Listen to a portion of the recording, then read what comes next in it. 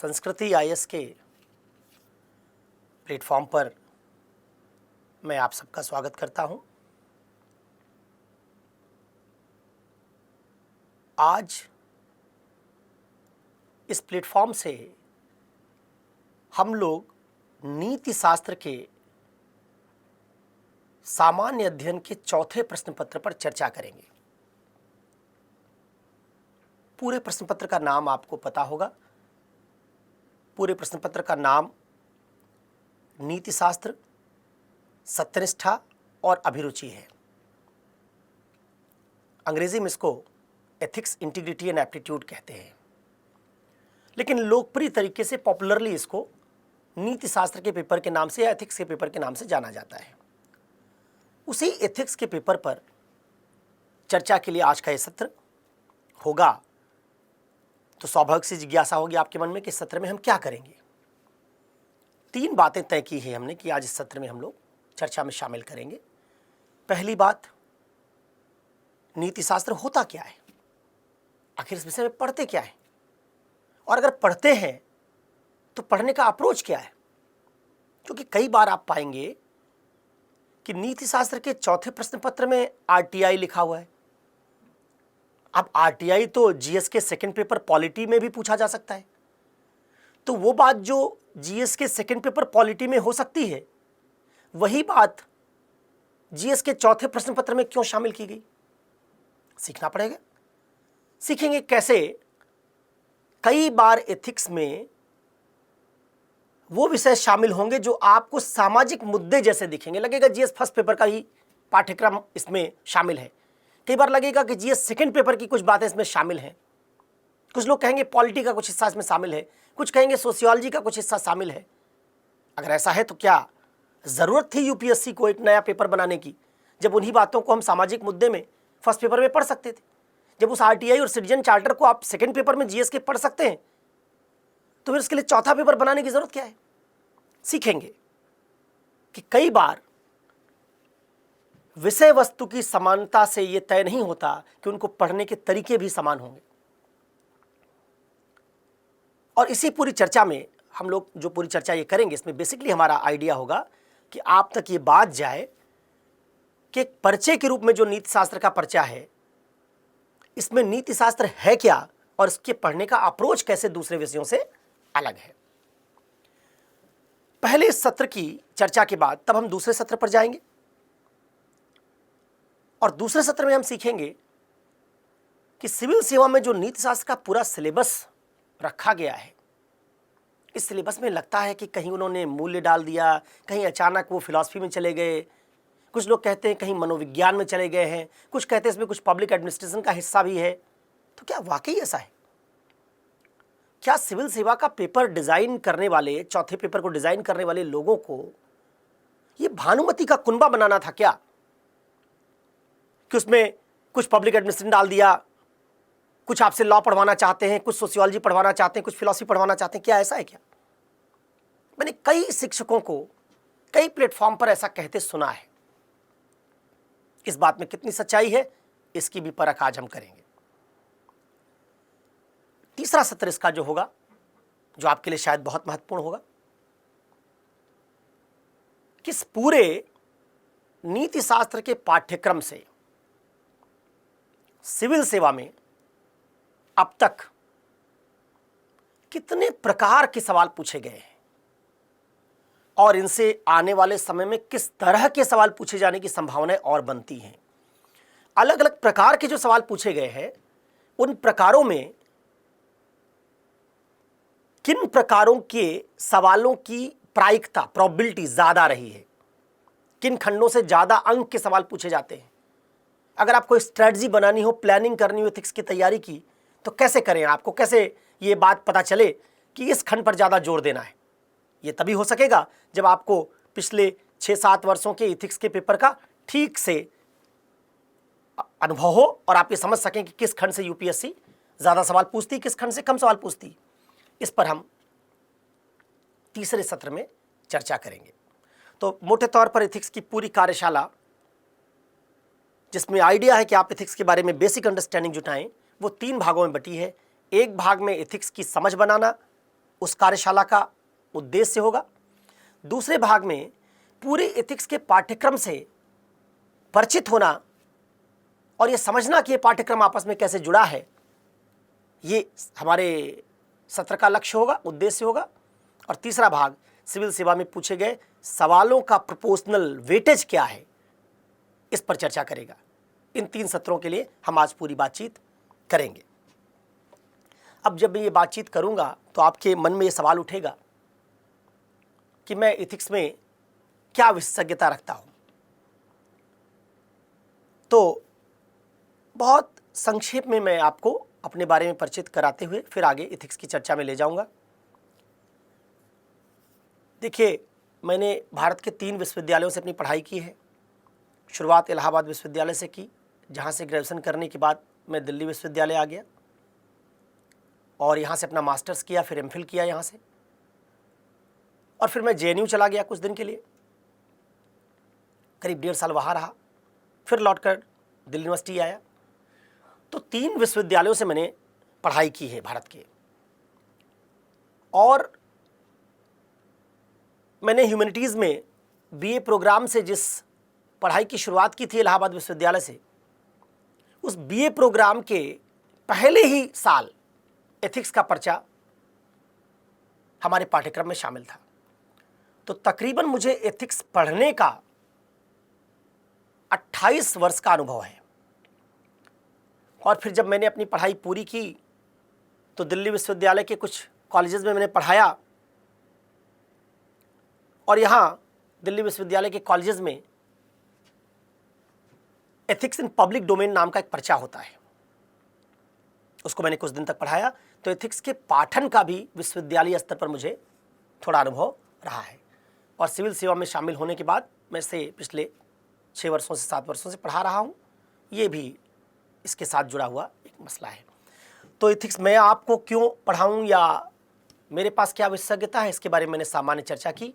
अब हम वापस लौटेंगे और आज के पहले सत्र पर जाएंगे, जहां हम चर्चा करेंगे पहली बात पर, जिसके बारे में मैंने जिक्र किया। और वो बात क्या है? वो बात है व्हाट इज एथिक्स।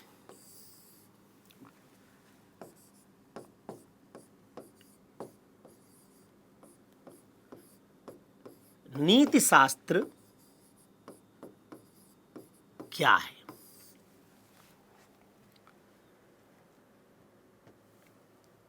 इसको बताने के 2 तरीके हो सकते हैं। एक सामान्य किताबी तरीका, जो किताब में लिखा है वही बात मैं दोहरा दूं। जैसे आप किताब पढ़ेंगे तो लिखा होगा, कोई भी किताब एथिक्स की पढ़ेंगे जो आप मार्केट से खरीदते हैं, उन गाइड्स में भी और बाकी किताबों में भी, कि ये राइट और रॉन्ग का विज्ञान है, उचित अनुचित की समझ करवाता है, अच्छे बुरे की पहचान करवाता है। कुछ लोग कहते हैं एथोस से बना है, इसका मतलब कस्टम हैबिट होता है। क्या इन बातों से आपके दिमाग में एथिक्स की कोई तस्वीर खिंचती है? अगर नहीं खिंचती तो मैं मानता हूं कि कभी भी जब किसी विषय के मूलभूत आत्मा को समझना हो तो ऐसे सतही तरीके से कि विषय अच्छे और बुरे की बात करने वाला विज्ञान है, उचित अनुचित की बात करने वाला विज्ञान है, इससे कोई हमारे दिमाग में पिक्चर या तस्वीर नहीं बनती। हमको किसी विषय को जब सीखना हो तो उसको सीखते समय पहले वो मायने समझना चाहिए उस विषय का, जिससे हमारे दिमाग में एक ब्लूप्रिंट बनता हो। जैसे आप ना मान लीजिए मकान बनवाना चाहते हैं अपना, आप किसी आर्किटेक्ट के पास जाए और आर्किटेक्ट आपको बता दे कि मैंने बड़े बड़े मकान बनाए हैं, फला फला मकान बनाए हैं, इससे बात नहीं बनती। आप क्या चाहेंगे? आप चाहेंगे कि जनाब आप बहुत बड़े आर्किटेक्ट हैं, हमारे घर को आप बनाना चाहते हैं, आप एक मैप बना के हमको दे दीजिए, समझा दीजिए कि हमारे घर में लिविंग रूम कहाँ होगा, कितने साइज का होगा, ड्राइंग रूम कहाँ होगा, डाइनिंग कहाँ होगा। और जब एक आर्किटेक्ट ऐसा पूरा नक्शा आपके सामने बनाकर रख देता है तो आपको समझ में आता है कि हमारा घर बनने के बाद कैसा होगा, उसमें कौन सी चीज़ें कहाँ होंगी। अभी घर बना नहीं है लेकिन घर की तस्वीर आपके दिमाग में बन गई। फिर उस तस्वीर में कई बार आप करेक्शन करवाते हैं, कहते हैं आर्किटेक्ट से, देखो भाई ये वाला कमरा थोड़ा बड़ा करो, ये छोटा करो। ठीक वैसे ही जब हम कोई विषय पढ़ने जाएं तो हमारे दिमाग में, भले हम एथिक्स पढ़ेंगे 2 महीने में, सिलेबस कंप्लीट होगा 2 महीने में, लेकिन उस 2 महीने के बाद वो जब सिलेबस कंप्लीट होगा तो कुछ मामला वैसा होगा जैसा मकान बनने के बाद होता है। लेकिन जब हम उसको पढ़ने जा रहे हों तब मकान बनने से पहले जो होता है, आपके हाथ में एक ब्लूप्रिंट या नक्शा होता है, मैप होता है। ठीक वैसे एथिक्स का एक मैप आपके दिमाग में होना चाहिए, जो मात्र इतना कहने से कि एथिक्स अच्छे बुरे का विज्ञान है, एथिक्स एथोस से बना हुआ विज्ञान है, ये बनता नहीं है। तो आज मेरी कोशिश होगी कि पहले सत्र में जब हम सीखें कि नीतिशास्त्र क्या है, तो हम कुछ ऐसे मायनों को सीखें जिन मायनों को सीखने से वो ब्लूप्रिंट या तस्वीर आपके दिमाग में बनती हो। अब ये सिखाने के लिए देखिए, मैं जब हम पूरी कक्षा करेंगे इसकी, तो बहुत विस्तार से इन मायनों को मैं करीब दर्जन भर मायने आपको सिखाऊंगा। क्यों दर्जन भर मायने सीखेंगे? जितने ज़्यादा हम मायने सीखते जाएंगे उतने एथिक्स से जुड़े हुए अलग अलग तरह के सवाल करने की हमारी क्षमता बढ़ती जाएगी। फिर भी आज मैं कुछ आधा दर्जन मायने आपके लिए लिख रहा हूँ, 5-6 मायने आपके लिए लिख रहा हूँ एथिक्स के, और फिर इनमें से 2-3 डिस्कस करूँगा जिससे आपके पास एथिक्स की एक सामान्य समझ बने। कक्षा में हम इन सारे मायनों को क्रमशः विस्तार से और ज़्यादा डिस्कस करेंगे। पहला मायने है, ethics is a normative science. Ethics एक नॉर्मेटिव साइंस है। इसको कहते हैं हिंदी में मानकीय या आदर्शमूलक विज्ञान। ये जो मैंने लाइन लिखी है इसको मैं समझाऊंगा, और इसको समझाकर क्या कोशिश करूंगा कि इस लाइन से आपके दिमाग में एथिक्स के बारे में एक मैप क्रिएट किया जाए, और उस मैप में उस सवाल का भी जवाब मिलेगा आपको कि आरटीआई हम पॉलिटी में पढ़ते हैं और आरटीआई एथिक्स में पढ़ते हैं, तो दोनों पढ़ाई में क्या अंतर है। वो अप्रोच भी बनेगा यहाँ से। ठीक है, तो एक पढ़ाई हम सीखेंगे कि एथिक्स नॉर्मेटिव साइंस। जब हम कहते हैं कि एथिक्स नॉर्मेटिव साइंस, इसका मतलब क्या होता है, ये नॉर्मेटिव साइंस होता क्या है, दुनिया में कितने तरह के साइंस हैं, उन साइंस में ये कैसे अनूठा विज्ञान है, क्या सुर्ख आपके पर इसमें लगे, ये बात हम यहाँ सीखने की कोशिश करेंगे। ऐसे ही इसका दूसरा मायने हम जब सीखेंगे तो हम देखेंगे कि हम कह सकते हैं कि ethics science of dilemma solving है। साइंस ऑफ डिलेमा सॉल्विंग है। डिलेमा किसको कहते हैं? दुविधा कहते हैं हिंदी में इसको। दुविधा क्या होती है इसको विस्तार से समझाऊंगा आपको। हिंदी में इसका अनुवाद अगर करें तो हम कहेंगे नीति शास्त्र दुविधा समाधान का विज्ञान है। ठीक है, चलिए इसके तीसरे मायने पर आते हैं। तीसरा मायने इसका, जिसकी चर्चा प्लेटो, अरस्तु, सुकरात ने करनी शुरू की थी, मूल रूप से अरस्तु ने। उसने कहा कि ethics science of well being है। Science of well being, Hindi में इसको हम कहते हैं कल्याण। वेल बीइंग को कल्याण कहते हैं, तो मैं इसको कह सकता हूं हिंदी में कि ये मानव कल्याण का विज्ञान है। साइंस ऑफ ह्यूमन वेलबींग कह लीजिए, मानव कल्याण का विज्ञान है। 3 मायने हो गए। इन एक एक मायनों को समझने में, एक एक अलग अलग मायने को समझने में अलग अलग एक एक कक्षा होगी। फिर भी आज हम इसके संक्षेप में इसके मायनों से आपको परिचित करवाएंगे, जिससे एक तस्वीर आपके दिमाग में एथिक्स की बन जाए। मेरा मानना है कि जब भी हम कोई विषय पढ़े, पहले हमारा उस विषय से लगाव बनना चाहिए, और लगाव हमारा तभी उस विषय से बनता है जब उस विषय की कंप्लीट पिक्चर हमारे दिमाग में बनती है। किसी शब्द का मायने बता देने से कि एथिक्स एथोस से निकला है, आपका उससे कोई लगाव नहीं बनता। ठीक वैसे ही जब हम इन बातों को सीखेंगे, इनमें हमारी रुचि पैदा होगी, तब हमारा लगाव बनेगा। तो 3 परिभाषाएं होंगी एथिक्स की। एक परिभाषा के अनुसार हम देखेंगे कि एथिक्स आदर्शमूलक विज्ञान है। दूसरी परिभाषा के अनुसार देखेंगे एथिक्स वो विज्ञान है जिसका काम दुविधाओं का समाधान करना है। और तीसरी परिभाषा के अनुसार एथिक्स वो विज्ञान है जिसका काम मानव कल्याण के मॉडल और तरीके सुझाना है। ऐसे ही कुछ और मायनों पर आते हैं। ये सब मायने हम डिस्कस करेंगे जरूरी नहीं, लेकिन फिर भी मैं आपको कुछ डाइवर्स किस्म के मायने सिखा रहा हूं। चौथी परिभाषा एथिक्स की जिस पर हम चर्चा करेंगे वो होगी ethics science of values and virtues. Science of values and virtues, इसको कह सकते हैं आप कि ये मूल्यों और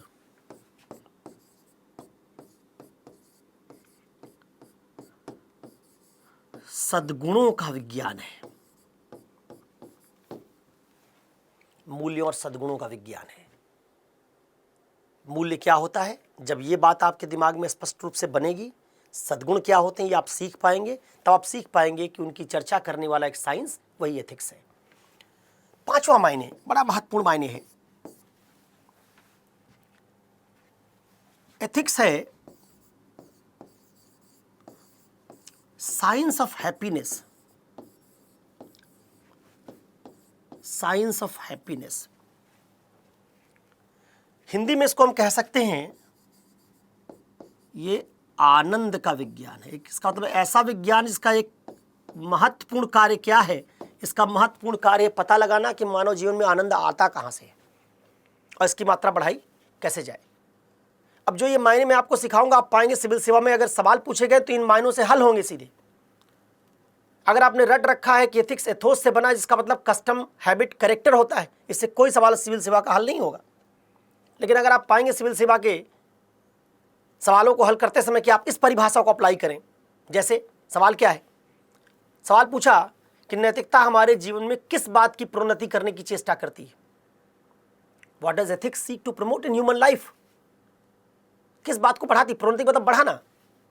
अगर आपको ये पता हो कि एथिक्स आनंद का विज्ञान है तो आप क्या बता पाएंगे, आप बता पाएंगे कि नैतिकता हमारे जीवन में आनंद को बढ़ाने की या आनंद की प्रोन्नति की चेष्टा करती है। और फिर आपको प्रूव करना पड़ेगा इसको कैसे। तो ये परिभाषा अगर जानते होंगे तो इससे एथिक्स का एक सवाल आप हल कर सकेंगे। सवाल उसी में अगला भाग था उसका, सिविल सेवकों का और भी नैतिक होना क्यों जरूरी है। अब जरा देखिए कि सिविल सेवक काम किसके लिए करते हैं, जनता के लिए। जनता के जीवन में क्या है, कष्ट। कष्ट दूर करने से क्या होगा, क्या आएगा, आनंद। इसका सिविल सेवक अगर नैतिक हो और नैतिकता आनंद का विज्ञान हो तो सिविल सेवक अपनी नैतिकता से समाज के कष्ट दूर करके उसमें आनंद की मात्रा क्या कर देगा, बढ़ा देगा। आप नैतिक होंगे तो अपने जीवन में आनंद बढ़ाएंगे। सिविल सेवक पूरे समाज के लिए काम करता है, इसलिए वो नैतिक होगा तो पूरे समाज में आनंद की मात्रा बढ़ जाएगी। इससे सवाल हल कर सकेंगे आप। कैसे हल करेंगे उसके बारे में चर्चा करेंगे और दिखाएंगे कैसे किस तरह के आर्ग्यूमेंट और आंकड़ों से आप उस सवाल को हल करें तो ज़्यादा इफेक्टिव तरीके से हल होगा। ठीक है, तो मैंने कहा कि एथिक्स साइंस ऑफ हैप्पीनेस है, आनंद का विज्ञान है। ये कुछ मायने आज मान लीजिए हम लोग अभी लेकर चलते हैं। इसके अलावा बहुत सारे मायने, साइंस ऑफ डिसीजन मेकिंग है, निर्णयन का विज्ञान है, science of right and wrong है, उचित अनुचित का विज्ञान है, बहुत सारे इसके और मायने बनते हैं। फिलहाल आज हम इन मायनों में से जो 5 मायने आज को आपको बताए हैं, इनमें से 2-3 का जिक्र करेंगे। और इन 2-3 मायनों के जिक्र से क्या करेंगे, आपको सिखाने की कोशिश करेंगे क्या, नीति शास्त्र क्या होता है। ठीक है, चलिए वापस लौटते हैं। कहाँ जाएंगे, पहले मायने पर।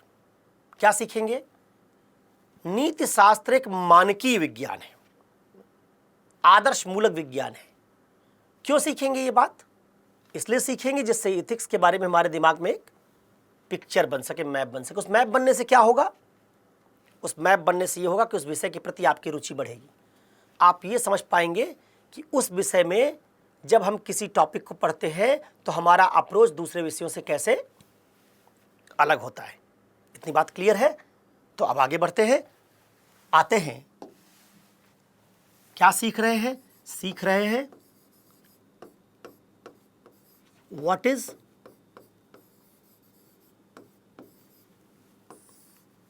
एथिक्स,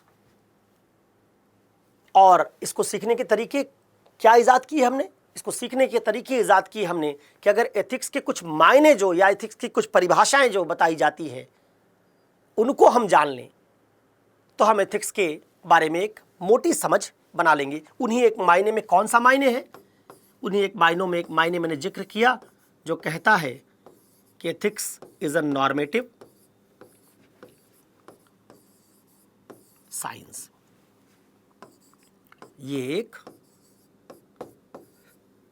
मानकीय विज्ञान है।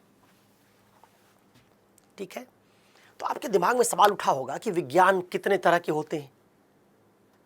पहले पता चले कितने तरह के विज्ञान है, उसी पता लगने के बाद हम ये सीखेंगे कि मानकीय वाला विज्ञान क्या करता है, दूसरा वाला क्या करता है, तो पिक्चर क्लियर होगी। चलिए, इस जिज्ञासा, अगर आपके मन में जिज्ञासा बनी थी तो बढ़िया है, अगर नहीं बनी थी तो मैंने बनाई। इस जिज्ञासा को हल करने के लिए मैं आपको बताता हूं, हल करते हुए बताता हूं आपको कि देखिए, दुनिया में जितने विज्ञान हैं इन सबको दो वर्गों में बांटा जा सकता है। क्या क्या नाम रखे जा सकते हैं इनके? एक विज्ञान को हम कह सकते हैं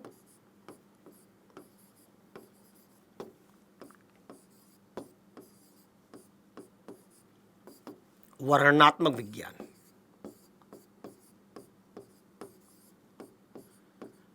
अंग्रेजी में डिस्क्रिप्टिव साइंस,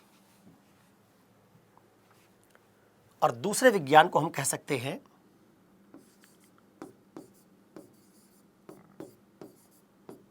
मानकीय विज्ञान।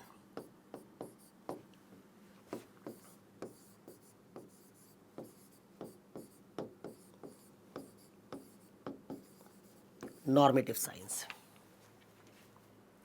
पहले मैं आपको बताऊंगा कि वर्णनात्मक विज्ञान का काम क्या है और फिर बताऊंगा मानकीय विज्ञान का काम क्या है। फिर हम सीखेंगे वर्णनात्मक विज्ञान में हम कौन से विज्ञानों को पढ़ते हैं और वो क्या क्या आपको सिखाते हैं। फिर हम सीखेंगे मानकीय विज्ञान में किन विज्ञानों को पढ़ते हैं, उनसे क्या होता है। चलिए आइए, देखिए ये हमारी दुनिया है, जिस दुनिया में हम आप रहते हैं। इस दुनिया को हम कई भागों में बांट सकते हैं, कई दुनिया बना सकते हैं। ठीक है, जैसे हमारी एक दुनिया कौन सी दुनिया है? हमारी एक दुनिया भौतिक दुनिया है, फिजिकल वर्ल्ड है। अब भौतिक का मतलब आप समझते होंगे। भौतिक का मतलब होता है जो भूतों से बना हो। भूत क्या है? पृथ्वी, जल, अग्नि, वायु, एटम, इनसे बनी किसी चीज को हम भौतिक कहते हैं। भूत से बनी चीज भौतिक। आपने सुना होगा क्षिति, जल, पावक, गगन, समीरा, पंच तत्वों से बना शरीर। जितनी बॉडीज हैं दुनिया में, शरीर मतलब बॉडी, जैसे ये पेन भी एक बॉडी है, ये रिमोट भी एक बॉडी है। जितनी बॉडीज हैं दुनिया में, ऐसे सारे ग्रह नक्षत्र भी अलग अलग बॉडी है। मेरा शरीर भी एक बॉडी। जितनी बॉडीज हैं दुनिया में, उन भौतिक बॉडीज की एक दुनिया है, उसका हम कहीं ना कहीं अध्ययन करेंगे। तो एक दुनिया हमारी भौतिक दुनिया है, एक दुनिया हमारी राजनीतिक दुनिया भी है, एक दुनिया हमारी सामाजिक दुनिया है, जहां विवाह है, परिवार है, समाज है। दिवाली है, ईद अभी गई कुछ दिन पहले, सामाजिक दुनिया है। यहाँ व्रत, त्योहार, रीत रिवाज, जाति, धर्म सब मौजूद है। ये वाली जहाँ लोकतंत्र, समानता, स्वतंत्रता, संसद, कानून, राजनीतिक दुनिया है। तो एक राजनीतिक दुनिया में हम रह रहे हैं, एक सामाजिक दुनिया में हम रह रहे हैं, एक पिंडों के साथ रह रहे हैं, भौतिक दुनिया है। ऐसी हमारी जैविक दुनिया है, बहुत सारे जीव हैं, हम ही थोड़े अकेले हैं, बहुत सारे जीव हैं। ये हमारी दुनिया जैविक दुनिया है। ऐसे हमारी रासायनिक दुनिया है, जहाँ बहुत सारे रासायनिक क्रियाएं चल रही हैं। तो एक केमिकल वर्ल्ड है हमारा, एक फिजिकल वर्ल्ड है हमारा, एक पॉलिटिकल वर्ल्ड है हमारा, एक सोशल वर्ल्ड है हमारा, एक बायोलॉजिकल वर्ल्ड है हमारा, ढेर सारे वर्ड हैं। इन वर्ड्स का, इनमें क्या मौजूद है? इन सारे वर्ड्स में अलग अलग तरीके के क्या मौजूद है? तथ्य।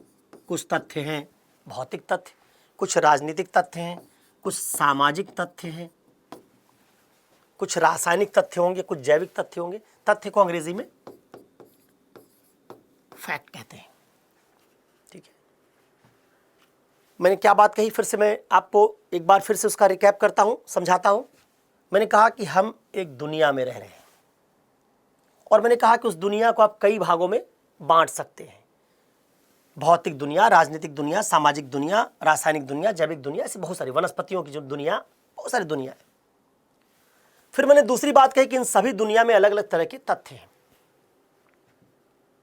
अब तथ्य क्या होता है? आसान तरीके से आपको सिखाता हूं तथ्य क्या होता है। जब भी किसी बात को बोलने के बाद आप उसमें है लगा दे, है, तो तथ्य है। जैसे सूर्य एक तारा है, सन इज ए स्टार, ये एक फैक्ट है। मैं कह दूं कि मेरे हाथ में एक पेन है, ये एक फैक्ट है।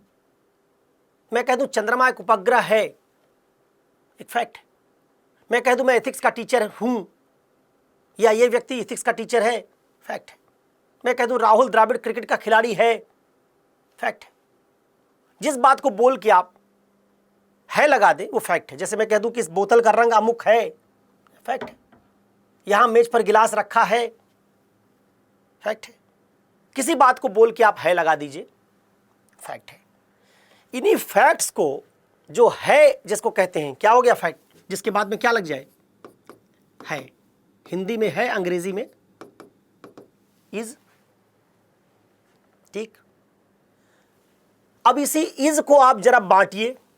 कैसे? कुछ इज किसके होंगे? कुछ इज होंगे रासायनिक दुनिया के। जैसे आप में से बहुत सारे लोगों ने बेंजीन का नाम सुना होगा। बेंजीन, मैं कहूं बेंजीन में 6 कार्बन होते हैं, क्या हो गया? ये एक रासायनिक तथ्य है। तथ्य है लगा इसलिए तथ्य, लेकिन किसका तथ्य? किसी तत्व की संरचना का तथ्य है, रासायनिक संरचना का तथ्य है। इसलिए हम क्या कह देंगे इसको? हम कह देंगे केमिकल फैक्ट है या केमिकल प्रॉपर्टी पर आधारित फैक्ट है। मैं कह दूं सोडियम और क्लोरीन को मिलाओगे सोडियम क्लोराइड बनेगा, ये एक फैक्ट है। मैं कह दूं यूरेनियम में रेडियो एक्टिविटी का गुण पाया जाता है, ये एक फैक्ट है। कहाँ रखें इसको? हम प्राय इसको कहाँ रखते हैं? रासायनिक दुनिया में। ऐसे मान लीजिए मैं एक तथ्य बताऊं, मैं कह दूं कोई भौतिक पिंड ऊपर फेंका जाता है तो नीचे गिरता है। भौतिक पिंड, इसका मतलब भौतिक पिंड से संबंधित तथ्य है। वाक्य देखिए कहां खत्म हुआ? कोई पिंड ऊपर फेंका जाता है तो नीचे गिरता है लगाया, है लगते ही क्या बन गया? ये तथ्य बन गया। कहां रखोगे इसको? रसायन वाले में क्या, रासायनिक दुनिया में क्या? नहीं, कहां रखोगे? चूंकि पिंड की बात है, भौतिक पिंड की बात है, इसलिए कहां रखोगे? ये भौतिक दुनिया का तथ्य है।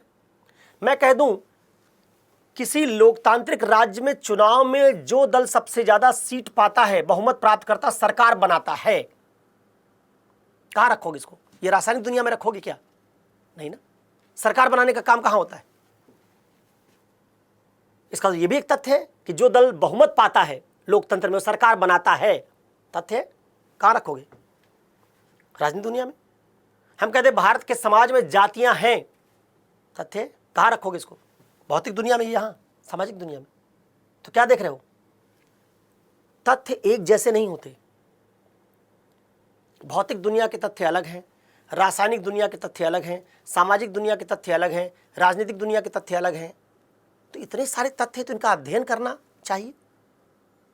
तो कोई भौतिक दुनिया के तथ्यों का अध्ययन करना शुरू कर दे और सारे तथ्य उसके जानने की कोशिश करे। जैसे एक तथ्य मैंने आपको बताया कि कोई वस्तु ऊपर फेंकी जाती है तो नीचे गिरती है। न्यूटन ने यह तथ्य हमको सिखाया। इसको आप गुरुत्वाकर्षण के नियम के नाम से जानते हैं। आर्किमिडीज ने दूसरा तथ्य सिखाया कि कोई वस्तु अपने भार से ज्यादा पानी हटाती है तो तैरती है। यही सिखाया। कोई वस्तु भार से ज्यादा पानी हटाती है तो तैरती है। पढ़ना चाहिए इसको। तो एक ऐसा विषय होना चाहिए जिस विषय में हम क्या करें? भौतिक दुनिया के सारे तथ्य पढ़ें। दूसरा विषय होना चाहिए इसमें हम राजनीतिक दुनिया के सारे तथ्य पढ़ें। तीसरा विषय होना चाहिए इसमें हम सामाजिक दुनिया के सारे तथ्य पढ़ें। चौथा विषय होना चाहिए इसमें हम रासायनिक दुनिया के सारे तथ्य पढ़ें। पांचवा विषय होना चाहिए इसमें हम जैविक दुनिया के सारे तथ्य पढ़ें। ऐसा जो विषय है जहां हम भौतिक दुनिया के सारे तथ्य पढ़ते हैं उस विषय का नाम है भौतिक विज्ञान। जिस विषय में हम राजनीतिक दुनिया के सारे तथ्य पढ़ते हैं उसका नाम है राजनीति विज्ञान या राजनीति शास्त्र। जिस विषय में हम सामाजिक दुनिया के सारे तथ्य पढ़ते हैं उसी विषय को आप कहते हैं, उसी विषय का नाम है समाज शास्त्र, सोशियोलॉजी। तो सोशियोलॉजी क्या है? सोशियोलॉजी सोशल फैक्ट्स का विज्ञान है, जहां जितने तरह के फैक्ट्स सोसाइटी में है उनको आपको पढ़ाया जाता है। ठीक है, बात समझ में आई? अब ये क्या कर रहा है? ये पूरा जो ढांचा है जिसको आप पढ़ते हैं, एक भौतिक दुनिया का वर्णन कर रहा है, उसमें मौजूद तथ्यों का वर्णन कर रहा है। भौतिक दुनिया में मौजूद तथ्यों का वर्णन करने वाला विषय भौतिक विज्ञान या क्या नाम देते हैं उसको? फिजिक्स। फिजिकल बॉडीज के तथ्यों का वर्णन करता है इसलिए फिजिक्स। राजनीतिक दुनिया के तथ्यों का वर्णन करता है इसलिए राजनीतिक विज्ञान। इसका मतलब इन सारे विषय जो मैंने लिखे हैं इनमें क्या होता है? तथ्यों का वर्णन। नए नए तथ्य खोजे जाते हैं। जैसे हमको 2000 साल पहले थोड़े पता था कि कोई वस्तु ऊपर फेंकी जाती है तो गुरुत्वाकर्षण के नियम के कारण नीचे गिरती है। ये बात नई है, और जब से पता चल गया तब से हमें ग्रेविटेशनल पुल के सिद्धांत को पढ़ने लगे हैं। ऐसे ही भौतिक विज्ञानियों का काम है भौतिक दुनिया का ज्यादा बेहतर वर्णन करने के लिए नए नए भौतिक तथ्यों की खोज करना। जितने भौतिक तथ्य हो सकते हैं उन सबका ज्ञान करवाना। राजनीति विज्ञानी का काम होगा राजनीतिक तथ्यों का वर्णन करना। इस तरह की जो पढ़ाई आप करेंगे जिसमें राजनीति विज्ञान, समाज शास्त्र, यहां जैविक दुनिया की पढ़ाई करेंगे तो इसका नाम क्या हो जाएगा? नाम हो जाएगा जीव विज्ञान। रासायनिक दुनिया करेंगे तो क्या हो जाएगा नाम? रसायन विज्ञान। कोरोना वायरस की करेंगे चिकित्सा विज्ञान हो जाएगा, उसकी कुछ औषधि ढूंढेंगे तो। ये अलग अलग तरह के जितने विज्ञान हैं इनका काम क्या है? इनका काम हमारी, जो मैंने यहां लिखा था, क्या है इनका? इनका काम हमारी दुनिया का क्या करना? क्या करना है? वर्णन करना है। इसका मतलब एक तरह के साइंसेस का काम, एक तरह के विज्ञानों का काम क्या है? दुनिया का वर्णन करना। जिस दुनिया में आप रह रहे हैं उस दुनिया का वर्णन करना, उसकी हमारी समझ को क्या करना? बेहतर करना। आज से 5 लाख साल पहले दुनिया हमारी यही थी, लेकिन हमारे पास ये समझ नहीं थी। हमारे पास जितने है का ज्ञान हमको आज है उतने है का ज्ञान आज से 5000 साल पहले हमको नहीं था। इसी है कि ज्ञान का दायरा बढ़ाने का जो जिम्मेवारी जिस विषय की है उसको हम कहते हैं डिस्क्रिप्टिव साइंस।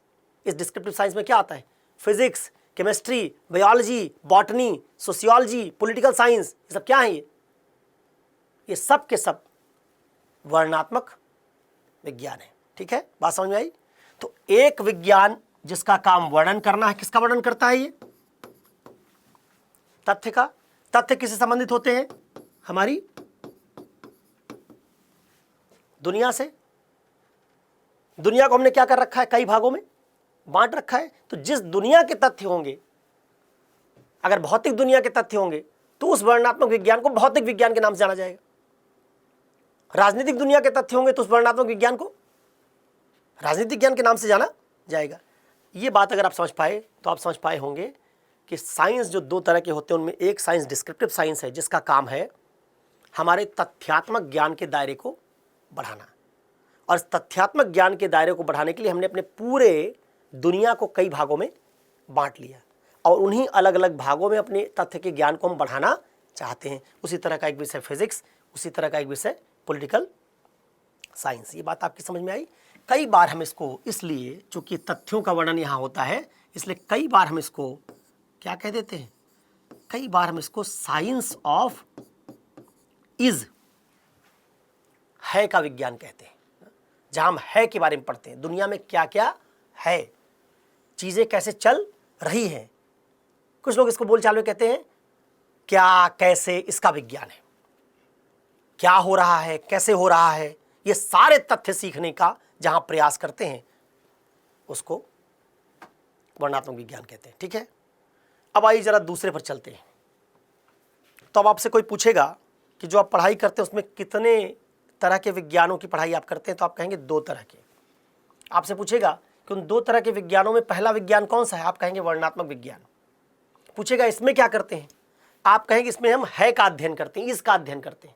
पूछेगा इस क्या होता है, आप कहेंगे इस बेसिकली तथ्य होता है। तो पूछेगा बताओ जरा कोई उदाहरण देके, तो आप कहेंगे देखो जैसे कोई वस्तु ऊपर फेंकी जाती है तो नीचे गिरती है, इसमें है लगा, तो कोई वस्तु ऊपर फेंकी जाती है नीचे गिरती है, ये एक तथ्य हो गया। अब ये तथ्य किसका है, पिंड का है, भौतिक पिंड का है। इसलिए भौतिक पिंड के तथ्य को हम कहां पढ़ेंगे, कह देंगे उस वर्णनात्मक विज्ञान, जिसका नाम क्या बन जाएगा, जिसका नाम बन जाएगा भौतिक विज्ञान। आप इस तरीके से किसी को समझा सकते हैं कि देखिए जो भी पढ़ाई आप कर रहे हैं उसमें एक बड़ी पढ़ाई वो है जिसमें आप बेसिकली ये सीख रहे हैं कि जिस दुनिया में आप रह रहे हैं उस दुनिया का कैसे ज़्यादा बेहतर तथ्यात्मक वर्णन किया जा सके। समझ आई। अब आइए जरा, इसी में फिजिक्स, केमिस्ट्री, पॉलिटिकल साइंस सबको रख दिया। इनके पढ़ने का अप्रोच कैसा होता है, इनके पढ़ने का अप्रोच है सीखना है। अब वो है आप लेबोरेटरी में करेंगे, सीखेंगे, एक्सपेरिमेंट करके है सीखेंगे, अनुभव से सीख लेंगे, बुद्धि लगा के सीख लेंगे। कैसे सीखेंगे उसके तरीके बहुत सारे अलग अलग हैं। अब आइए जरा दूसरे विषय पर चलते हैं। इसमें कहीं इथिक्स आया नहीं, इसमें पॉलिटिकल साइंस आ गया, सोशियोलॉजी आ गया, फिजिक्स आ गया, अभी एथिक्स नहीं आया है। चलिए जरा दूसरे विज्ञान की तरफ चलते हैं और एथिक्स की भी एंट्री करवाते हैं। जैसे सिनेमा में हीरो की एंट्री होती है वैसे हमारे हीरो की एंट्री होने वाली है। मैंने कहा आपकी ये दुनिया है,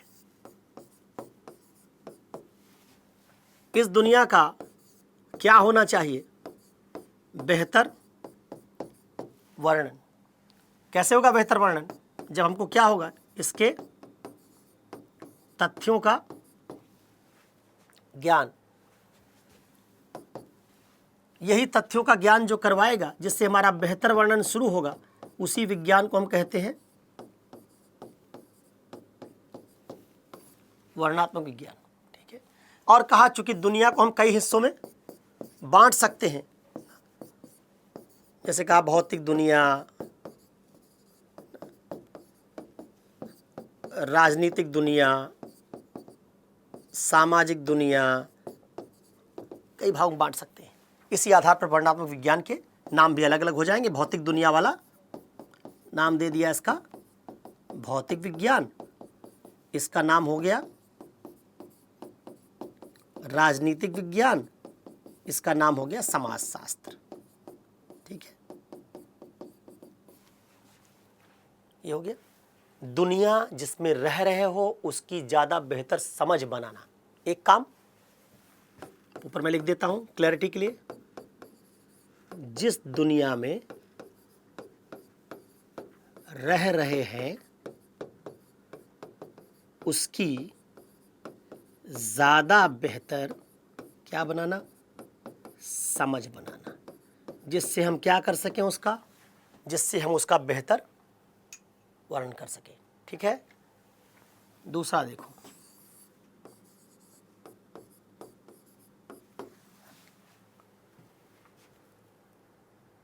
जिस समाज में हम रहते हैं उस समाज के तथ्यों का ज्ञान हम प्राप्त कर लें।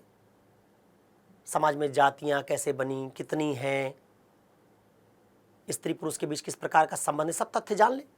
विवाह के बाद स्त्री अपने पति के घर चली जाती है, संपत्ति का बंटवारा होता है तो बेटे को संपत्ति मिलती है, बेटी को नहीं। ये सब क्या है, समाज के तथ्य हैं, भारत के समाज के कुछ तथ्य हैं, सीख लेंगे। इससे आप भारतीय समाज की ज़्यादा बेहतर अवधारणा बना लेंगे, भारतीय समाज का ज़्यादा बेहतर ज्ञान प्राप्त कर लेंगे। तो एक पढ़ाई है जिसमें आप दुनिया जिसमें रह रहे हैं उसका बेहतर ज्ञान प्राप्त करेंगे। दूसरी पढ़ाई वो है जिसका लक्ष्य क्या है, जिसका लक्ष्य आपको जिस दुनिया में आप रह रहे हैं उसका बेहतर ज्ञान प्रदान करना नहीं, बल्कि इस दुनिया को क्या करना, इस दुनिया को बेहतर बनाना। एक विज्ञान है जो जिस दुनिया में आप रह रहे हैं उस दुनिया का बेहतर ज्ञान प्रदान करना चाहता है, और दूसरा विज्ञान है वो क्या चाहता है, जिस दुनिया में आप रह रहे हैं उस दुनिया को ही बेहतर बना दीजिए। मतलब अगर हम कहाँ रह रहे हैं, समाज में, तो क्या करें, कुछ ऐसा फार्मूला, कुछ ऐसे सॉफ्टवेयर, कुछ ऐसे नियम, कुछ ऐसे तरीके ढूंढ लें जिससे हमारा समाज क्या बन जाए, आदर्श। जैसे गांधी ने क्या कहा, गांधी ने कहा कैसा समाज बनाओ, कहा ऐसा बनाओ जो क्या हो, राम राज्य क्या है, गांधी का आदर्श समाज है। दूसरा आदमी आया, उसने क्या कहा, कार्ल मार्क्स, उसने क्या कहा, उसने कहा ऐसा समाज बनाओ जो कैसा हो, साम्यवादी हो।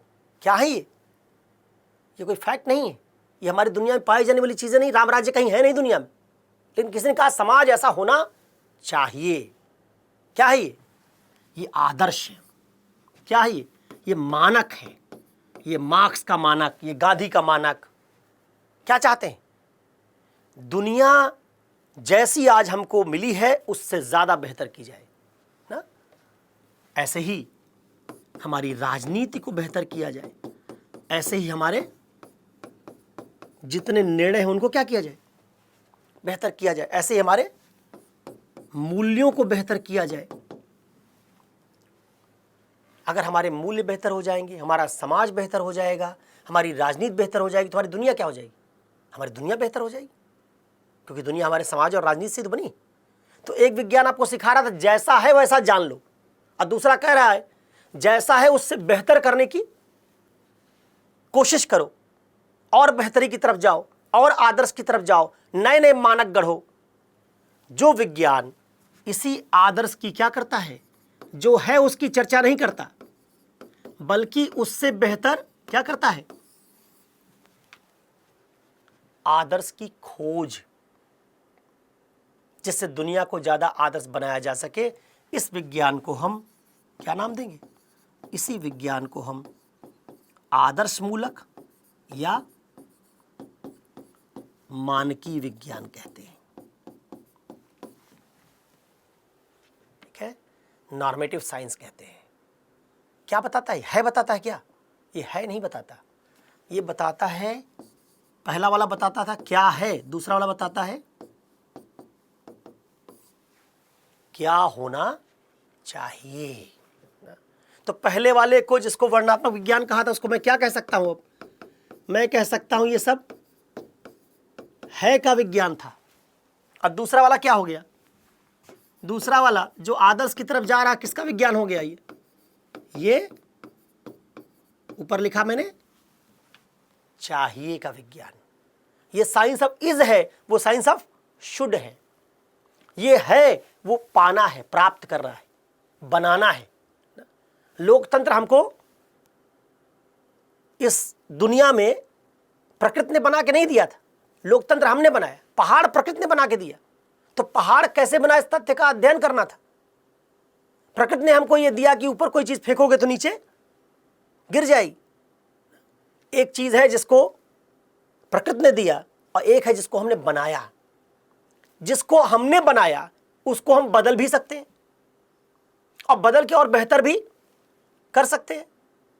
तो जहां हम बेहतर कर सकते हैं, क्यों ना हम ढूंढें कि और बेहतर समाज कैसे कर सकते हैं, और बेहतर राजनीति कैसे कर सकते हैं, और बेहतर धर्म कैसे बना सकते हैं, और बेहतर निर्णय कैसे ले सकते हैं, और बेहतर पॉलिसी कैसे बना सकते हैं, और बेहतर विदेश नीति कैसे बना सकते हैं, और बेहतर कानून कैसे बना सकते हैं, किस तरह के कानून होने चाहिए, किस तरह की इकोनॉमिक पॉलिसी होनी चाहिए, किस तरह की विदेश नीति होनी, एक किस तरह की विदेश नीति है और एक किस तरह की होनी चाहिए, एक किस तरह का समाज है और एक किस तरह का होना चाहिए। किस तरह का समाज है इसको पढ़ोगे समाज शास्त्र, और किस तरह का समाज होना चाहिए ना, जहां यही पढ़ते हो, इसी विषय को हम क्या कह सकते हैं, नीति शास्त्र, एथिक्स। बात समझ में आई। जो विषय आपको आदर्श समाज का मॉडल सिखाता है, दुनिया भर के अलग अलग समाजों की तुलनात्मक रूप से मजबूती और कमजोरी समझा के क्या दिखाता है कि ये वाला समाज ज़्यादा बेहतर है, हमको इधर जाना चाहिए। जैसे आज से कोई आप पूछ ले आपसे कि सीरिया का समाज बेहतर है कि नॉर्वे का, क्या कहोगे? नॉर्वे का समाज बेहतर है। इसका मतलब आपके दिमाग में बेहतरी के कुछ प्रतिमान होंगे, आप जानते होंगे कि आदर्श समाज कैसा होना, उसी आधार पर आप क्या कह रहे हैं कि नॉर्वे का समाज ज़्यादा बेहतर है। तो किसने सिखाया आपको कि ये बेहतर है? इसका बेहतरी का भी एक कोई विज्ञान होता होगा जो बताता होगा कि ये आदर्श है, ये मानक है। जैसे फिजिक्स में आप सीखते हैं गुरुत्वाकर्षण का नियम, केमिस्ट्री में आप सीखते हैं हाइजेनबर्ग प्रिंसिपल, उसका अनसर्टेनिटी प्रिंसिपल, पाउलीज का अपवर्जन लॉ, वैसे यहाँ क्या है? वैसे यहाँ आप सीखते हैं बेहतर समाजों के मॉडल, बेहतर संविधानों के मॉडल, बेहतर निर्णयों के मॉडल, बेहतर इकोनॉमीज के मॉडल, अलग अलग मॉडल। और ये जहां आप सब डिस्कस करते हैं उसको हम क्या कह सकते हैं? उसको हम कहेंगे नॉर्मेटिव साइंस, या हम कह सकते हैं उसको अभी आपके सिलेबस के हिसाब से एथिक्स। ठीक है, बात समझ में आई? एक विज्ञान जिस दुनिया में रहते हो उस दुनिया की बेहतर समझ बनाना चाहता है, दूसरा विज्ञान जिस दुनिया में रहते हो उस दुनिया को बेहतर बनाना चाहता है। दुनिया की समझ बेहतर बनाने वाला विज्ञान वर्णनात्मक विज्ञान, दुनिया बेहतर बनाने वाला विज्ञान मानकीय विज्ञान। ठीक है, तो जब जब आप एथिक्स में पढ़ाई करेंगे तो किसकी पढ़ाई करेंगे? है कि चाहिए? चाहिए। कई बार इससे आपके दिमाग के कुछ डाउट दूर होंगे।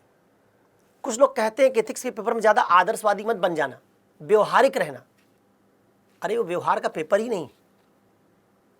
व्यवहार के पेपर में जाना है तो कहाँ चले आओ? राजनीति विज्ञान है तो व्यवहार के पेपर आना कहाँ है? समाजशास्त्र में आ जाओ। ठीक है, समाजशास्त्र के पेपर में आपको ये नहीं बताना होता कि जाति अच्छी खराब, आपको बताना होता समाजशास्त्र में उसके प्रभाव क्या है, जाति कितनी जातियां हैं, उनका उद्भव, उसके बारे में कुछ बात करनी होती। लेकिन अगर आप एथिक्स पढ़ेंगे तो आपको नॉर्मेटिव अप्रोच रखना होगा और क्या देखना होगा? जाति वाले समाज और जाति विहीन समाजों में कौन सा समाज ज़्यादा बेहतर है और किन आधारों पर जाति विहीन समाज ज़्यादा बेहतर है। अब भले हमारे पास जाति विहीन समाज हो ना, लेकिन आपको क्या करना है? समर्थन जाति विहीन समाज का ही करना पड़ेगा। अगर आप ये सिद्ध कर लेते हैं कि जाति विहीन समाज ज़्यादा बेहतर होता है तो फिर आप व्यवहारिकता में नहीं लौटेंगे कि जाति विहीन समाज बना नहीं सकते तो उसकी चर्चा क्यों करें। अरे लोकतंत्र अचानक आ गया क्या? लोकतंत्र का सिद्धांत आपने सोचा, फिर उसको आने में 200-400 साल लगे। हर आदर्श तुरंत थोड़े आ जाता है। आप कहते हैं पुलिस तो ऐसे काम करती ही है, इतना आदर्श नहीं चलेगा कि मानवाधिकारों के साथ काम करे। ठीक है, तो ये व्यवहार है हमारा, ये आदर्श नहीं। तो इस पेपर में आपसे उम्मीद होती है कि आप चाहिए की चर्चा करेंगे और चाहिए के पीछे के तर्कों का स्पष्टीकरण देंगे, समझाएंगे कि अगर आप कह रहे हैं कि ये वाली चीज होनी चाहिए तो क्यों होनी चाहिए, वो उसके लिए आपके पास तर्क क्या है और आपके जो तर्क हैं वो दूसरे चाहिए के समर्थन में दिए गए तर्कों से ज्यादा मजबूत कैसे है। ठीक है, ये बात अगर आपको समझ में आती है तो पहला मायने जो मैंने कहा वो स्पष्ट होता है। अब जितने वाद आप पढ़ते हैं ना, जैसे आप पढ़ते हैं मार्क्स वाद, फिर आप पढ़ते हैं गांधी वाद, गांधीज्म, मार्क्सिज्म, इनको क्या कहते हैं? सबको इनको कहते हैं आइडियोलॉजी। यही कहते हैं आइडियोलॉजी। आइडियोलॉजी किससे बनी है? आइडियल। आइडियल क्या होता है?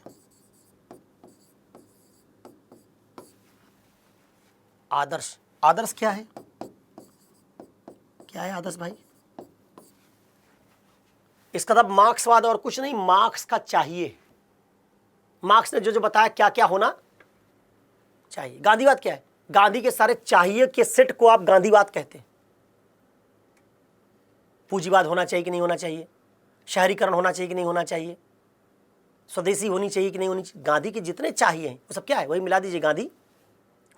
तो एथिक्स वो पेपर है जो आपको क्या चाहता है? इस सारे जितने भी ये मैंने लिखे, सारे क्या करे? इस सारे चाहिए से आपको क्या करवाए? परिचित करवाए। इसलिए आपके सिलेबस में भी जब आप जाएंगे तो लिखा होगा भारत और पश्चिम के महान विचारक। ये आइडियोलॉजी बनाता कौन है? आइडियोलॉजी बनाता है जो, उसी को कहते हो आप आइडियोलॉग। यही कौन है? यही है कौन? विचारक। तो बात समझ में आई? विचारक, विचारधारा, आदर्श, इनकी चर्चा हम करते हैं कहाँ? एथिक्स में।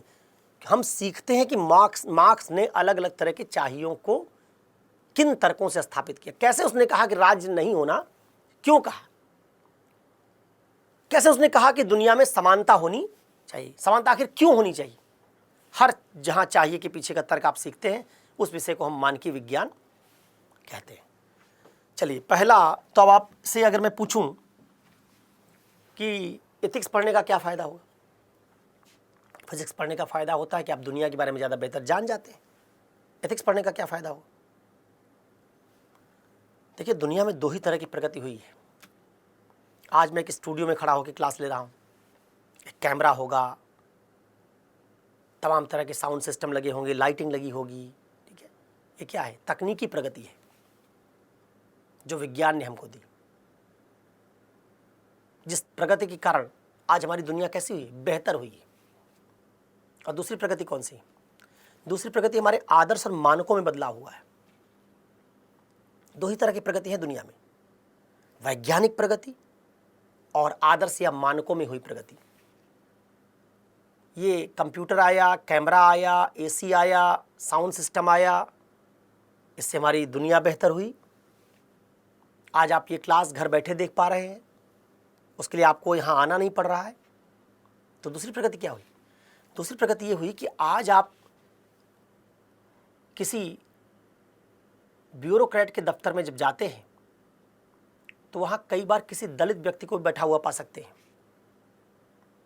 मान लीजिए आज से 500 साल पहले भारत में आईएएस की सेवा रही होती, थोड़ी देर के लिए मान लीजिए सिविल सेवा रही होती, और आप किसी दफ्तर में घुसते तो दफ्तर में घुसने से पहले क्या जानते होते आप कि जब मैं उस दफ्तर में घुसूंगा तो वहाँ कोई ब्राह्मण या क्षत्रिय ही मुझे आईएएस की कुर्सी पर बैठा हुआ मिलेगा। आज कौन मिलेगा, आज दलित मिलेंगे, ओबीसी मिलेंगे, स्त्रियां मिलेंगी। क्या बदला, विज्ञान बदला क्या। विज्ञान ने आपको कैमरा दिया, विज्ञान ने आपको एसी दिया, लेकिन किसी दलित को उसके घर से उठाकर आईएएस की कुर्सी तक विज्ञान ने नहीं बैठाया, ये बैठाया आदर्श ने। एक समय आपके समाज का आदर्श था कि दलित केवल सफाई का काम करेंगे, सेवा का काम करेंगे। आदर्श बदला, आपने क्या समझ लिया कि वो ठीक नहीं है, वो बेहतर नहीं है। समानता को आपने ढूंढ लिया और क्या हो गया, उसके ढूंढते ही हजारों साल से जो दलित मुख्य धारा से बाहर थे, राजनीति में, नौकरियों में, सब कहां आ गए, मुख्य धारा में आ गए। ये दूसरी प्रगति है।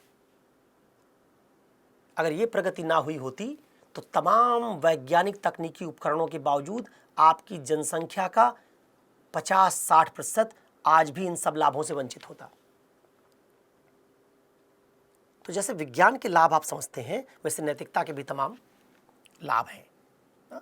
नैतिकता का लाभ है कि इस कारण ही आज स्त्रियां घरेलू काम के अतिरिक्त सार्वजनिक जीवन में आपको दिखाई दे रही। वही स्त्रियां जो अभी 100 साल पहले तक पर्दे में और घूंघट में रहती थी। किसने बदला, विज्ञान ने बदला क्या, नहीं। स्त्रियों को घर से बाहर निकालकर सार्वजनिक जीवन में पहुंचाने वाली चीज एथिक्स है। नैतिकता बदली, ज्यादा बेहतर हमने मानना शुरू किया किस बात को, कि अग्नि परीक्षा सीता वाली वो बेहतर नहीं है। स्त्रियों को समाज में बराबरी का भाव देना ये बेहतर है। और इस काम ने क्या किया, इस काम ने स्त्रियों को अचानक हजारों साल के बंधनों से आजाद करा दिया। तो जिस नैतिकता ने, जिस आदर्श ने स्त्रियों के 2000 साल के बंधन तोड़ दिए, दलितों के 2000 साल 2500 साल के बंधन तोड़ दिए, इसका तो वो क्या है, लाभकारी। तो क्या करना चाहिए, और बेहतर मानक ढूंढना चाहिए। क्या पता इससे भी बेहतर दुनिया में पहुंच जाए जहां हमारे और बंधन टूट जाए। इसलिए कुछ लोग कहते हैं कि जितने मानक या आदर्श हैं, असल में वो सब वो हैं जो मानवों पर पड़ी हुई तमाम तरह की बेड़ियां तोड़ रहे हैं। इन बेड़ियों का हमको पता नहीं होता। 16वीं शताब्दी में हमको पता थोड़ा था कि हमारा समाज खराब है। ये पता हमको आज चला जब हम नैतिकता सीख गए कि 16वीं शताब्दी का हमारा समाज रूढ़िवादी था, खराब था। तो कोई विषय तो चाहिए जो बताए कि आज भी आपके समाज में ये बुराइयां मौजूद हैं, इनको दूर कर लीजिए तो आपका समाज और बेहतर हो जाएगा। वही विषय एथिक्स है। ये एथिक्स का पहला मायने था। दूसरे मायने पर मैं आपको एक मायने और सिखाऊंगा। कोशिश कर रहे हैं कि आपके दिमाग में एथिक्स को लेकर एक समझ बने, उसका एक मैप बने, ठीक है। तो अच्छा, मैं इस दूसरे मायने पर जाने से पहले अगर आपसे पूछूं अब कि आप बताइए, अगर आपसे कोई पूछे कि आरटीआई एथिक्स में पढ़ेंगे और आरटीआई पॉलिटी में पढ़ेंगे तो क्या अंतर होगा, क्या बता देंगे आप? जब हम पॉलिटी में आरटीआई पढ़ते हैं तो अप्रोच कैसा होता है, कौन सा? डिस्क्रिप्टिव। और जब इसी आरटीआई को हम कहां पढ़ेंगे, एथिक्स में, तो अप्रोच कैसा होगा,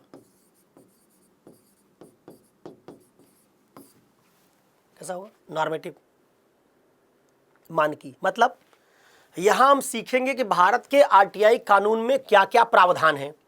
क्या सीखेंगे? जितना भारत का ये आरटीआई कानून है इसके अलग अलग प्रावधान। आपने देखा भी होगा, जीएस में एक साल सवाल पूछा गया था, आरटीआई कानून की उद्देशिका क्या है, उसका प्रीएम्बल क्या है, सवाल आया था।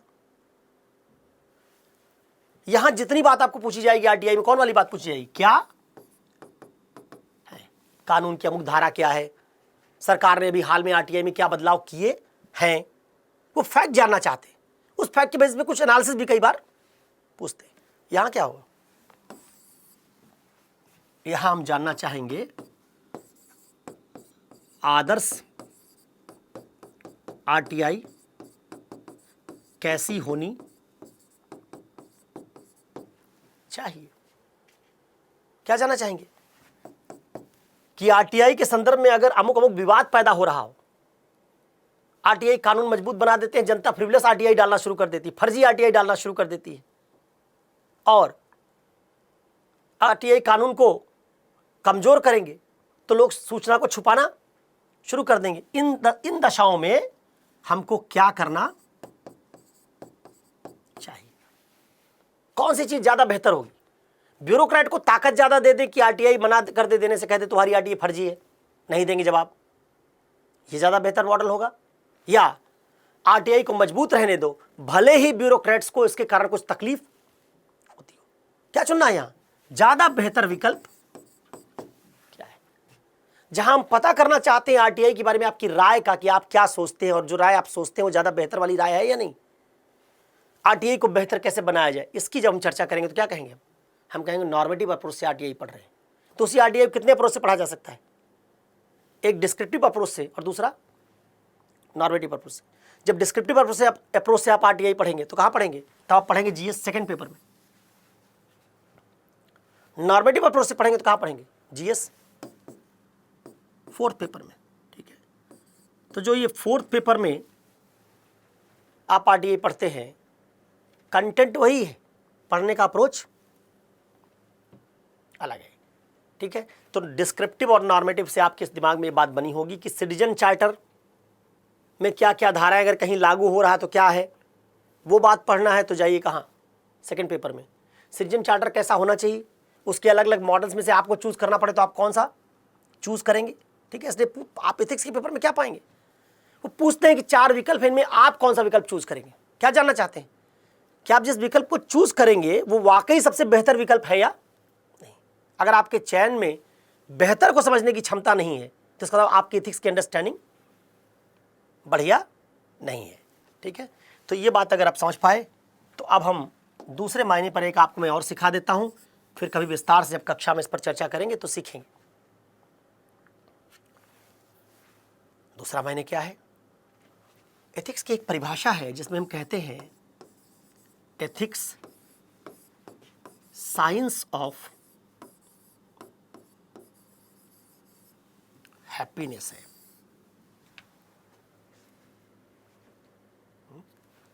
ये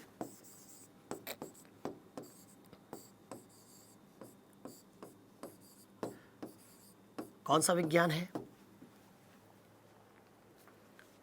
आनंद का विज्ञान है। ठीक है,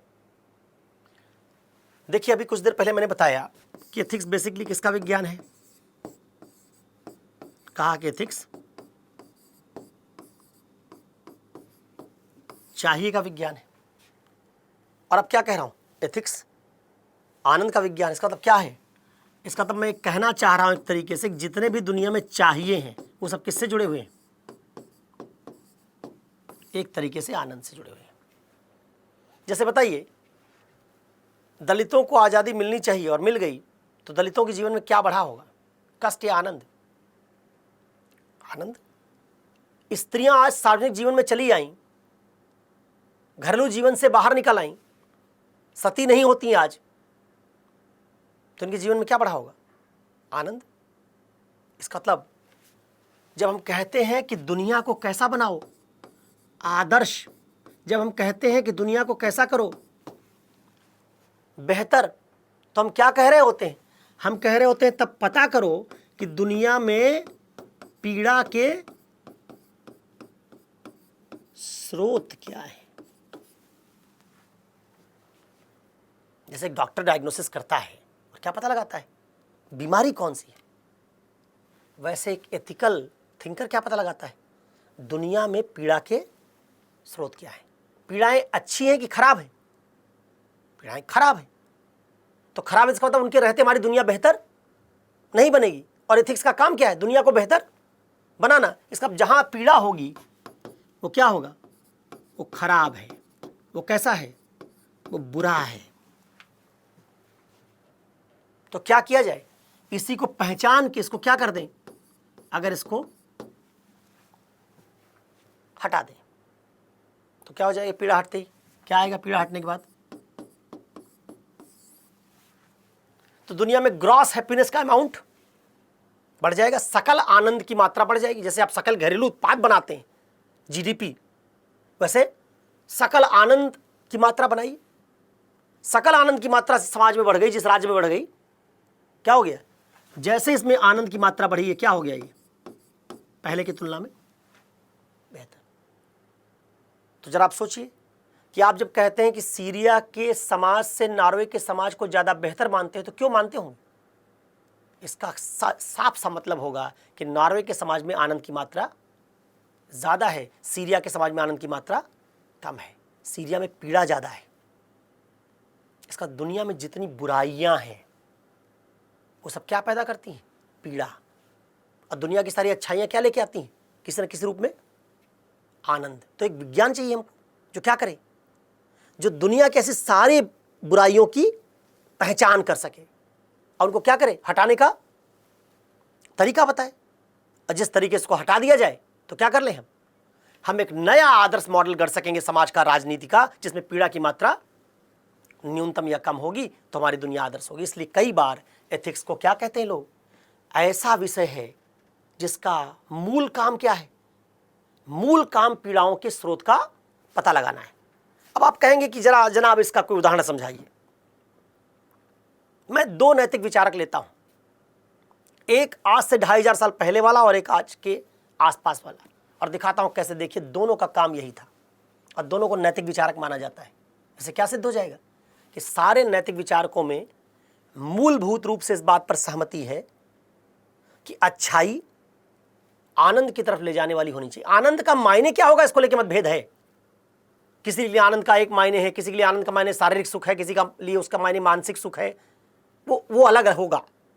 कुछ के लिए आनंद का मतलब मरने के बाद का जीवन है, उसमें आनंद बहुत है, जन्नत में, स्वर्ग में है, सब जगह आनंद। तो मैं दो ऐसे थिंकर चूज कर रहा हूं, देखिए, जिनसे मैं आपको ये बात दिखाऊंगा, जिससे सिद्ध होगा कि नैतिकता बेसिकली क्या है? बेहतरी का विज्ञान है, और बेहतरी और कुछ नहीं बल्कि क्या है? आनंद से जुड़ी हुई। एक आदमी है जिसका नाम है सिद्धार्थ, और यह सिद्धार्थ आगे चल के कहलाता है गौतम बुद्ध कहलाता है। क्या किया इसने? क्या ढूंढने निकला था? किसका निदान? दुख, सफरिंग। क्या ढूंढा? इसी दुख के निदान में उसने क्या ढूंढे? 4 आर्य सत्य, 4 नोबल ट्रुथ। क्या पता लगाया? दुख है, दुख का कारण है, दुख का निदान है, और दुख निदान का मार्ग है। ठीक है, यही जो मार्ग इसने ढूंढा, इसी को क्या कहते हो? यही मार्ग कहलाता है। अगर आपने सुना होगा, नहीं सुना तो जब पढ़ेंगे तब इसको सीखेंगे। इसको कहते हैं अष्टांगिक मार्ग, 8 फोल्ड पाथ, बुद्ध का अष्टांगिक मार्ग। यह अष्टांगिक मार्ग क्या है बुद्ध की? यही अष्टांगिक मार्ग बुद्ध की क्या है? क्या बताया गया इसमें? सम्यक दृष्टि, सम्यक आजीव, सम्यक कर्मांत। सम्यक मतलब क्या करना चाहिए, किस तरह के कर्म करने चाहिए, किस तरह का दृष्टिकोण रखना चाहिए, किस तरह की वाणी बोलनी चाहिए, चाहिए, सब चाहिए। तो बुद्ध की 8 चाहिए की सूची क्या है? अष्टांगिक मार्ग है, कोड ऑफ कंडक्ट है बुद्ध का, ये आचार संहिता है बुद्ध की कि ये करना चाहिए। आप ये करेंगे तो क्या होगा? आपके जीवन से क्या गायब हो जाएगा? दुख गायब हो जाएगा। क्या मिलेगा आपको? ये जनाब कहते हैं कि आपको क्या मिल जाएगा? निर्वाण। निर्वाण मतलब क्या है? निर्वाण का मतलब है दुखों का अंत। बुद्ध को आप नैतिक विचारक मानते कि नहीं मानते? भारतीय विचारकों में बुद्ध क्या है? नैतिक विचारक है। तो बुद्ध की पूरी नैतिकता किसके इर्द गिर्द घूम रही? बुद्ध क्या करना चाहते? दुनिया को क्या बनाना चाहते? बेहतर। दुनिया से पीड़ा क्या करना चाहते? कम करना चाहते ना। कुछ लोग कहते हैं महायान बनाना चाहते थे, सारी मानवता को भवसागर, दुख के भवसागर से पार ले जाना चाहते थे। तो दुख के भवसागर से जो पार ले जाना चाहते थे, उसके तरीका क्या था? उसके तरीका था अष्टांगिक मार्ग। बुद्ध की नैतिकता है। तो इसका मतलब हर नीति शास्त्री क्या है? हर नीति शास्त्री असल में मानव जीवन या मानव समाज से दुख की मात्रा को क्या करना चाहता है? हटाकर उसकी जगह क्या लेना चाहता है? आनंद। इसलिए क्या कह सकते हैं हम? नीति शास्त्र आनंद का विज्ञान है। इसका मूल काम क्या है? मानव के जीवन, मानव के समाज, इनमें पीड़ा की मात्रा कम करना, आनंद की मात्रा बढ़ाना। एक दूसरा आदमी देखिए, 5वीं शताब्दी ईसा पूर्व बुद्ध है, और एक आदमी इनके 2300 साल बाद आता है, 2400 साल बाद आता है। नाम है कार्ल मार्क्स। देखिए क्या बताया इसने। इसने कहा देखिए जनाब, ऐसा है कि अगर किसी समाज में, आज आप पॉलिटी में पढ़ते हैं तो आप सिर्फ ये रटते हैं समानता होनी चाहिए, समानता होनी चाहिए। मैं आपको सिखा रहा हूं क्यों होनी चाहिए। इसने कहा दुनिया में जहां असमानता होगी, ठीक है, इनइक्वालिटी होगी, वहां क्या होगा? इसने कहा जहां असमानता होगी वहां क्लास होगा, वर्ग होगा। भाई असमानता का मतलब ये कि एक वर्ग जिसके पास चीजें होंगी, दूसरा वर्ग जिसके पास चीजें नहीं होंगी, तभी तो असमानता हुई। सबके पास सब चीजें होंगी तो असमानता किस बात की? जहां असमानता होगी वहां, जहां असमानता होगी वहां वर्ग होगा। जहां वर्ग होगा वहां क्या होगा? 2 तरह के सिस्टम बनते हैं समाज में। 2 तरह की स्थितियां हो सकती हैं। एक वर्ग ऐसे हो, दूसरा वर्ग ऊपर और नीचे हो। जहां असमानता होती वहां वर्ग कैसे होते हैं? क्षैतिज या ऊर्ध्वाधर, हॉरिजॉन्टल या वर्टिकल? वर्टिकल। एक वर्ग ऊपर दूसरा नीचे, जैसे ब्राह्मण क्षत्रिय, एक वर्ग ऊपर दूसरा नीचे, शूद्र सबसे नीचे। जहां भी असमानता होगी वहां मार्क्स बताता है क्या होगा। इसको हम कहते हैं ऊर्ध्वाधर व्यवस्था, जिसको नाम देते हैं हायरार्की, श्रेणी क्रम, सोपानिक क्रम। एक ऊपर होगा दूसरा जो। जहां श्रेणी होगी वहां क्या होगा? ऊपर वाले और नीचे वाले के बीच कैसा संबंध होता है? ऊपर वाला वर्ग नीचे वाले वर्ग पर क्या स्थापित करता है?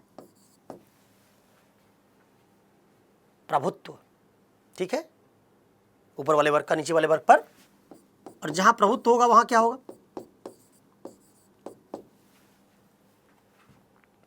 शोषण। जहां शोषण होगा वहां अन्याय। और इससे क्या उत्पन्न होगी? क्या प्रूफ किया मार्क्स ने? मार्क्स ने प्रूफ किया कि सारी पीड़ा की जड़ क्या है? इनइक्वालिटी। और ये इनइक्वालिटी कहां से पैदा होती है? क्लास से। तो किस तरह का समाज एक हो सकता है? क्लास बेस्ड सोसाइटी, वर्गीय समाज। वर्गीय समाज कैसा होगा? पीड़ादायक होगा। पीड़ा को क्या पहचान लेगा? अभी आपको कहा कि पीड़ा बेहतर नहीं मानी जाती, पीड़ा खराब है। इसका मतलब पीड़ा क्या हो गई? जो चीज़ खराब है वो क्या हो गई? ये अनैतिक है, ये आदर्श नहीं है। तो मार्क्स ने क्या ढूंढा कि अगर हमको पीड़ा हटानी हो तो क्या हटाना पड़ेगा? अन्याय।